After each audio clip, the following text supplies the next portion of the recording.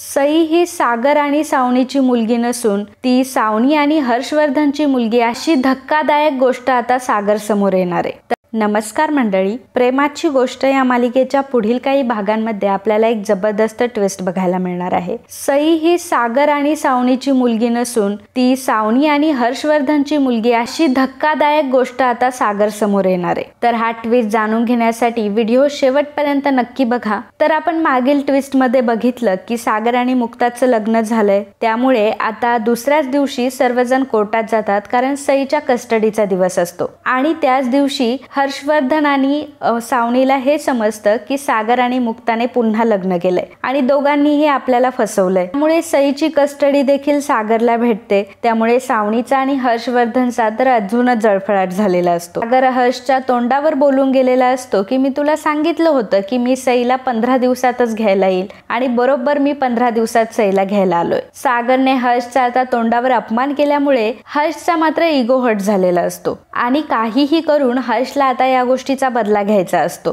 आणि आता बदला घेण्यासाठी तो एक मोठा कट रचतो। तर हर्षवर्धनच्या ऑफिसमध्ये सागर सोबत निखिल नावाचा एक व्यक्ती काम करत होता आणि त्याची अॅनिव्हर्सरी असते, त्यामुळे त्याने एक पार्टी ठेवलेली असते आणि त्या पार्टीमध्ये त्याने हर्षला इन्व्हाइट केलेलं असतं आणि सोबतच सागरला देखील इन्व्हाइट केलेलं असतं। मित्रांनो, जर तुम्ही आपला चॅनल रोज बघत असाल आणि तरीसुद्धा अजून सबस्क्राईब केलं नसेल तर प्लीज चॅनलला लगेच सबस्क्राईब करा आणि बेल आयकॉनवर देखील क्लिक करा। धन्यवाद।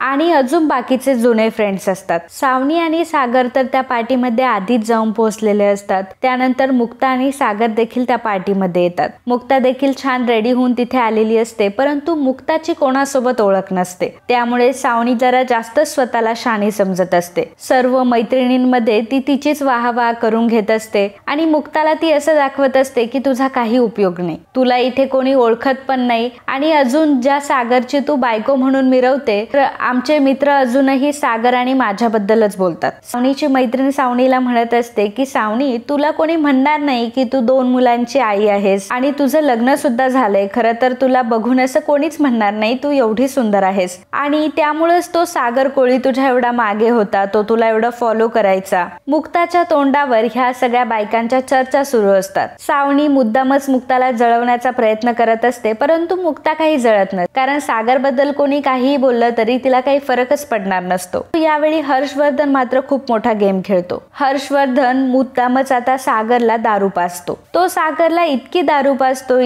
पाजतो की सागर नीट उभाही राहू शकत नसतो। तिकडे सावनी मुक्ताला जळवण्याचा प्रयत्न करत असते आणि इकडे हर्षवर्धन सागरचा बदला घेण्याचा प्रयत्न करत असतो। हर्षवर्धन सागरला म्हणत असतो की सागर, खरं तर सई जेव्हापासून घरातून गेली आहे ना, तेव्हापासून घर अगदी शांत शांत झालंय रे, सई शिवाय करमतच नाहीये मला। सागर त्याला म्हणत असतो की तुझा काही संबंध नाहीये सई सोबत, आणि तुला न करमायला काय झालंय। हर्ष त्याला म्हणत असतो की अरे, कितीही काही म्हटलं तरी त्या लहान मुलीत माझा जीव अडकलेला आहे, आणि काहीही झालं तरी मी सईला कधीच विसरू शकत नाही। सागर मात्र त्याच्याशी भांडत असतो की तुझा माझ्या सईशी काहीच संबंध नाहीये आणि तू असं बोलू सुद्धा नकोस, परंतु हर्ष मात्र त्याला डिवचण्यासाठी हे बोलत असतो आणि म्हणत असतो की काही गोष्टी मी तुला नाही सांगू शकत सागर, आणि ज्या गोष्टींमध्ये तू जगतोयस ना त्या गोष्टी खरं तर तुझ्या नाहीच आहेत। खरं तर तुला सगळ्या गोष्टींपासून फक्त धोका भेटलाय, तुझ्या आसपासची जी लोक आहेत ना ती सुद्धा तुझी नाहीयेत। सागर त्याला म्हणत असतो की हे काय बोलतोयस तू। हर्ष त्याला म्हणतो की अरे, मी सई बद्दल बोलतोय। सागर म्हणतो की सईचा ह्याच्याशी काय संबंध, तुला नक्की म्हणायचंय तरी काय। तर हर्ष त्याला म्हणत असतो की हे बघ सागर, तू अजिबात वाईट वाटून घेऊ नकोस, मला तुला आतापर्यंतचं सगळ्यात मोठं सिक्रेट सांगायचंय जे मी तुला सांगितलं नाही, आणि तुला माहित नाहीये की मला सईची कस्टडी का हवी होती। खरं तर मला तुला हरवण्यासाठी सईची कस्टडी अजिबात नको होती, त्याच्या मागे एक वेगळंच रिझन आहे। सागर त्याला विचारतो की कुठलं रिझन आहे। हर्षवर्धन त्याला सांगतो की खरं तर सई ही तुझी आणि सावनीची मुलगी नाहीये, ती माझी आणि सावनीची मुलगी आहे। हे ऐकल्यावर सागरला मात्र मोठा धक्का बसतो। सागर म्हणतो की हे काय बोलतोयस तू, तुझी हिम्मत कशी झाली माझ्या सई बद्दल अशी बोलायची। हर्ष त्याला म्हणत असतो की अरे सागर, तुला भरपूर काही गोष्टी माहित नाहीये. खरं तर सई जेव्हा झाली नव्हती तेव्हापासून मी सावनीला डेट करतोय आणि सईच्या जन्माच्या वेळी सावनीमध्ये आणि माझ्यामध्ये संबंध झाले होते आणि त्यातूनच सावनी प्रेग्नंट राहिली होती आणि सावनीला सई झाली. परंतु ही जर गोष्ट सर्वांसमोर आली असती की सावनीची मुलगी ही तुझी नसून माझी आहे तर सगळीकडे तुझी थू थू झाली असती आणि सावनीलाही कोणी ऍक्सेप्ट केलं नसतं. म्हणून आम्ही दोघांनीच ठरवलं होतं की ही मुलगी तुझी आणि सावनीची आहे असं सांगायचं. सागर त्याला म्हणत असतो की नाही, असं होऊ शकत नाही, तू सगळं खोटं बोलतोयस. हर्ष म्हणत असतो की मी खोटं बोलून काय करू, म्हणून तर मला सईची एवढी काळजी वाटते. मला उगाच सईची कस्टडी कशाला हवी असेल, तूच विचार कर. सईची कस्टडी मिळवून मी काय करणार आहे, परंतु मीच सईचा खरा बाप आहे म्हणून मला माझी मुलगी माझ्या जवळ हवी आहे. आणि तू सईचा खरा बाप नाहीयेस तर सावनीनी ही गोष्ट लपवून ठेवली की ती माझी आणि सावनीची मुलगी आहे. परंतु तू फक्त त्यावेळी सावनीचा नवरा होता म्हणून सईला बापाचं नाव तुझं देण्यात आलंय, नाहीतर सईचा खरा बाप मी आहे. सागर खूप दारू प्यायलेला असतो आणि सागरला त्या सगळ्या गोष्टी खऱ्या वाटायला लागतात. सागर कसलाही विचार करत नाही आणि सागर डायरेक्ट मुक्ताला पार्टीमध्ये एकटं सोडून आता घरी निघून आलेला असतो, कारण त्याला खूप टेन्शन आलेलं असतं. त्याला सगळं खरं वाटायला लागतं की सई आपली मुलगी नाहीच आहे. सईला मिळवण्यासाठी आपण काय काय नाही केलं. हर्षवर्धन कडून सईला मिळवण्यासाठी मी दुसरं लग्न सुद्धा केलं. सईसाठीच मी हे लग्न केलं होतं. आता ह्या लग्नाचा तरी काय उपयोग, कारण सई ही माझी मुलगी नाहीच आहे. काय चांगलं आणि काय वाईट हे ओळखण्या इतकी सुद्धा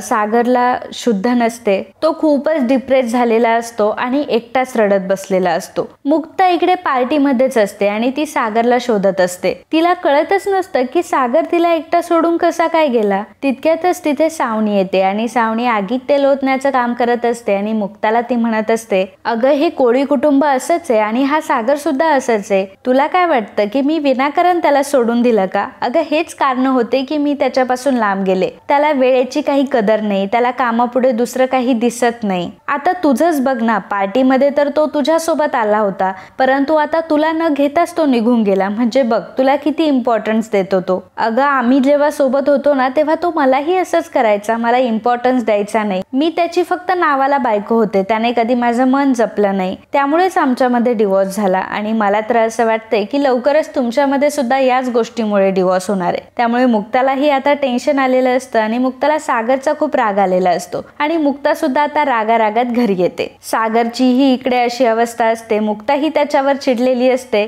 तर आता पुढे काय होणार हे आपल्याला पुढील ट्विस्ट मध्ये कळणार आहे आणि पुढील ट्विस्ट सुद्धा आपल्या ह्याच चॅनलवर पब्लिक होणार आहे. त्यामुळे तुम्हाला जर तो चुकवायचा नसेल तर लगेच आपल्या चॅनलला सबस्क्राईब करा आणि हा व्हिडिओ जर तुम्हाला आवडला असेल तर व्हिडिओला लाईक आणि कमेंट करायला अजिबात विसरू नका. धन्यवाद. आणि पुढील ट्विस्ट सुद्धा आपल्या ह्याच चॅनलवर पब्लिक होणार आहे. त्यामुळे तुम्हाला जर तो चुकवायचा नसेल तर लगेच आपल्या चॅनलला सबस्क्राईब करा आणि हा व्हिडिओ जर तुम्हाला आवडला असेल तर व्हिडिओला लाईक आणि कमेंट करायला अजिबात विसरू नका. धन्यवाद.